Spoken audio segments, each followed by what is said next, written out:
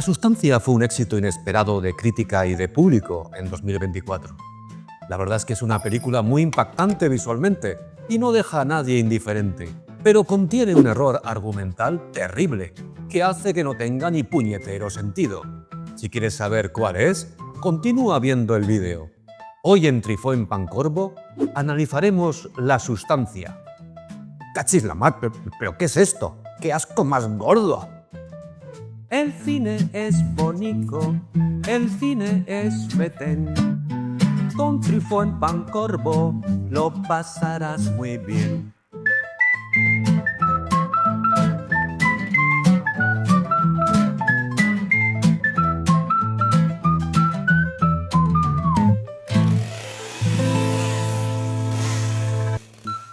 Trifó en Pancorbo, con Javi V y el pequeño Jeromín. ¡Oli! La película comienza con un largo plano cenital de una acera en el Paseo de la Fama en la que se coloca la estrella de Elizabeth Sparkle. Como metáfora del auge y caída de la actriz, vemos pasar el tiempo y los estragos que este causa sobre la estrella en el pavimento. De ser visitada inicialmente con admiración, pasa a ser ignorada y después pisada sin interés por los viandantes. Una forma elegante de contarnos toda una vida en un solo plano. Un prólogo magnífico.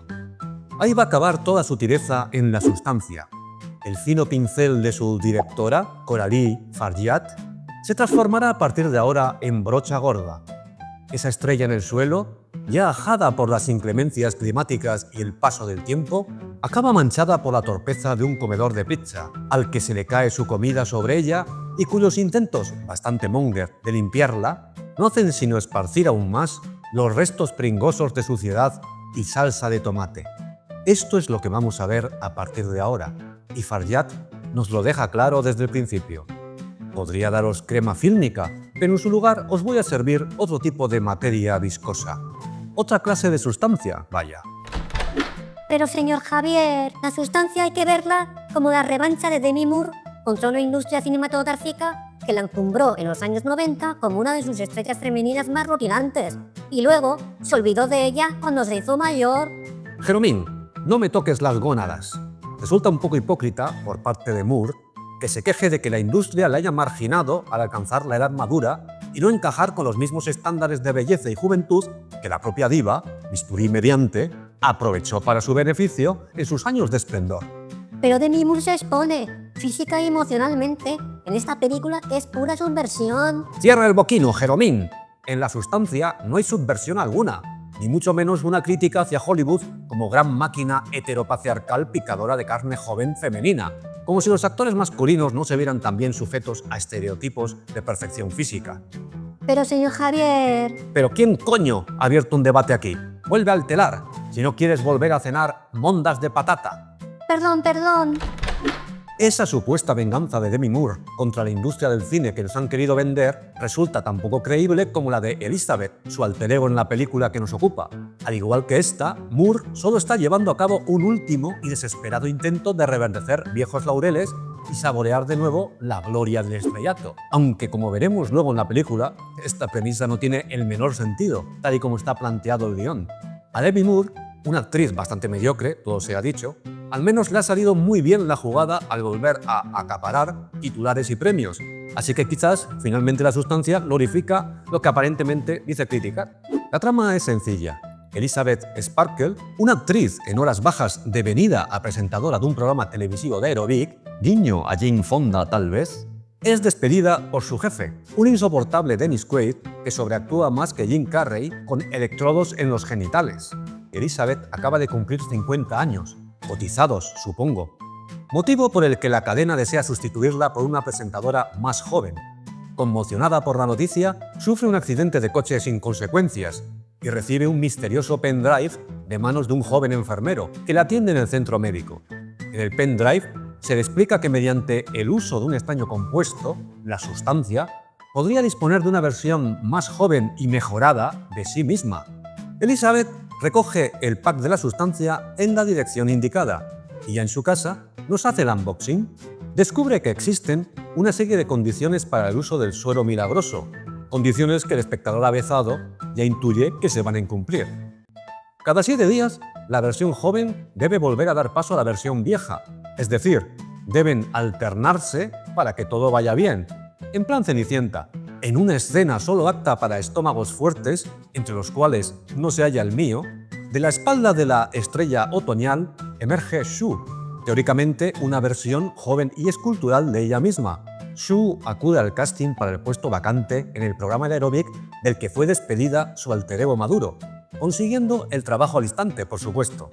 Shu vive la vida loca durante una semana, mientras el cuerpo de Elizabeth, abierto en canal y malamente zurcido por Shu, yace inconsciente el mismo periodo de tiempo. Pasemos por alto que alguien en esas condiciones moriría en cuestión de horas o minutos. Los problemas surgen como esperábamos más temprano que tarde. Shu, en medio de una apasionada cita, estira demasiado el tiempo que le está asignado. Para ello, se inyecta una dosis extra de suero estabilizador de la propia Elizabeth, lo que motiva que ésta despierte con un dedo monstruosamente deformado, como prueba de lo que supone saltarse los plazos y normas establecidos por los suministradores de la sustancia.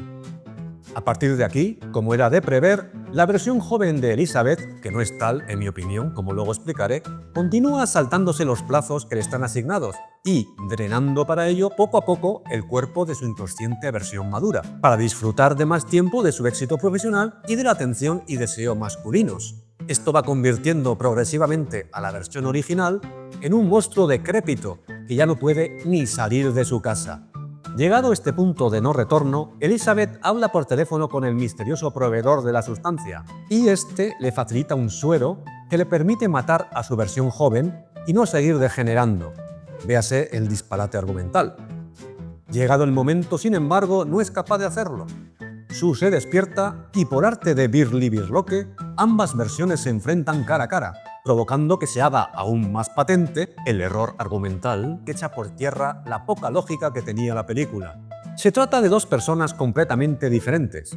Sus mentes son también completamente independientes y no comparten recuerdos. Así que, si Elizabeth no es consciente ni conserva memoria alguna de la vida que Shu disfruta, ni de los placeres que su cuerpo joven y deseable le procuran, la trama no tiene sentido alguno. ¿Para qué sufrir terribles mutilaciones si va a ser otra persona totalmente ajena a ti la que recupere tu trabajo, tenga éxito con machos alfa, despierte la babosa admiración de poderosos ejecutivos, consiga fama y fortuna, etcétera, etcétera?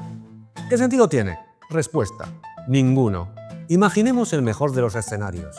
Si a cualquiera de nosotros nos dicen que a costa de pasarnos inconscientes y tirados en el piso con la espalda abierta una semana de cada 2, un completo desconocido, más joven y apuesto, va a vivir una vida de ensueño de la que no vamos a tener experiencia directa ni recuerdo alguno, ¿qué respuesta le daríamos a quien nos quisiera vender tan absurda quimera?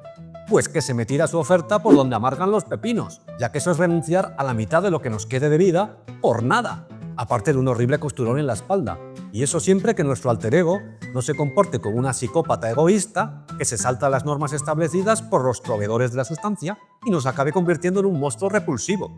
Sobreactuada, demasiado larga y excesiva a todos los niveles, la sustancia amaga con un final que podría haber sido bastante redondo, aunque no se hubiera salvado del sinsentido argumental, para extender su metraje una media hora extra que directamente toma el pelo al espectador, haciéndole dudar de si determinadas cosas son reales o imaginadas. Con esto tontea realmente todo el filme, para acabar con una orgía de hemoglobina, plagiada, o deberíamos decir homenajeada, de la famosa y cruenta escena del baile de fin de curso de Carrie, de Brian De Palma. Llega como siempre el momento de pedirle su opinión al fantasma de François Truffaut. ¿Qué le parece el filme de su paisana, François?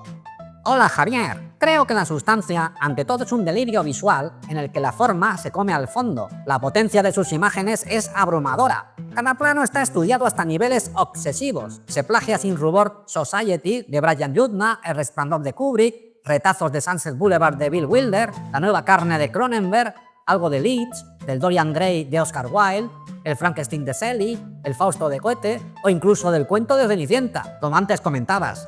Un sinfín de referencias para que la directora demuestre su background cinéfilo y cultural. Y nosotros como espectadores, al reconocer sin problemas las referencias más obvias, nos sintamos también un poco más listos. Así está el nivel, Javier. Además, el uso y abuso del gran angular, los colores chillones la sobreabundancia de detalles en cada plano, los movimientos de cámara, ora fluidos, ora sincopados, los primerísimos planos casi de película para adultos, ya sea de los glúteos de la versión rejuvenecida de la protagonista o de los morros de su jefe sorbiendo cabezas de gamba. Todo en La Sustancia busca la incomodidad del espectador y lo consigue plenamente, especialmente cuando el gore toma el protagonismo absoluto del filme, convirtiéndolo en algo ciertamente inusual dentro del mainstream actual. Eso es precisamente lo realmente subversivo, es un decir, de La Sustancia. Que una película decididamente gore, que además no escatima desnudos femeninos, con bastantes prótesis, todo hay que decirlo, se estrene en multisalas comerciales es una absoluta rareza. Que además sea Demi Moore, la dulce protagonista de la empalagosa Ghost, la que preste su otoñal anatomía como tapiz donde desarrollar deformidades y provocar el asco en el espectador, no hace sino aumentar esa sensación de extrañeza. Entre lo positivo, los efectos especiales, en su mayoría prácticos, son realmente buenos, y los fans del género disfrutarán de lo lindo con la pericia técnica demostrada por los maquilladores y diseñadores de prostéticos. Volviendo a la historia en sí, hay infinidad de detalles menores que a mí personalmente también me sacan de la película. Por ejemplo, si pueden mandarle por correo la tarjeta para abrir la taquilla donde se encuentra el pack, ¿por qué no le mandan directamente el paquete a casa en vez de hacerle ir a un callejón infecto a recogerlo? Para que veamos una escena molona, que además, ¿qué clase de empresa entrega un producto sin cobrar nada a cambio? ¿Por qué hacen tal cosa? Como modelo de negocio, yo tampoco lo veo, la verdad. Y si La Sustancia crea de veras una versión perfecta de quien se la inyecta, ¿por qué el enfermero que entrega el pendrive a Elizabeth conserva la terrible mancha en la mano de su alter ego viejuno? Además, si es un simple cliente de La Sustancia, como se intuye en la conversación con Elizabeth, ¿por qué capta nuevos clientes? ¿Por qué le da el pendrive con el mensaje de "me cambió la vida" si cree que es algo tan terrible? Si realmente trabaja para la empresa de La Sustancia, la escena de la cafetería no tiene el menor sentido. Por no hablar del café que aparece mágicamente en la mesa de Elizabeth, sin que la camarera se lo haya traído. Bueno, Javier, si tenemos en cuenta que es una película en la que una inyección provoca que te salgan personas de la espalda, eso sería un error muy menor. Cierto, François. También rechina bastante que si son dos personas diferentes que no comparten recuerdos, ¿cómo es que nada más salir de la espalda de Elizabeth, Sue sabe exactamente qué hacer? Coser la espalda de Elizabeth, que tiene tela, como si fuera algo tan sencillo, aplicarse el estabilizador, conectarle la bolsa de alimentación a su alter ego, etc. Por cierto, que los ostiones que se meten cada vez que se efectúa el cambio no son ni medio normales. Para alguien como Sue, que además vive de su imagen, no me parecen muy recomendables. Ponerse un cojincito debajo tal vez fuera una buena idea. También es un poco contradictorio que La Sustancia se haya vendido como una película feminista, cuando trata a las mujeres como idiotas. Tanto Sue como Elizabeth están completamente a merced de los hombres. Su éxito o fracaso depende totalmente de la aprobación masculina. Podría decirse que eso es una crítica al sistema machista imperante, pero la directora no ofrece alternativa alguna. La única solución que plantea a ser desdeñada por ser vieja es ser joven, punto.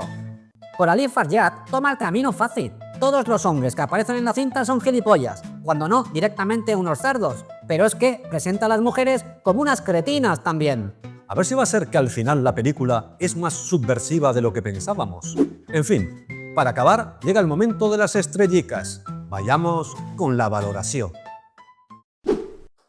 Ni fu ni fa para pasar el rato, ni fue magistral, ni nos produjo flato. Hola, soy el pequeño Jeromín.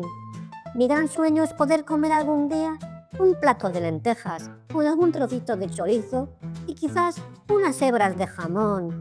Solo lo conseguiré si este canal es rentable. Así que por favor, suscríbanse, denle al like y compartan el contenido. Cumplan el sueño de este pobre huerfanito de estética dickensiana. Toma, aquí tienes mi suscripción.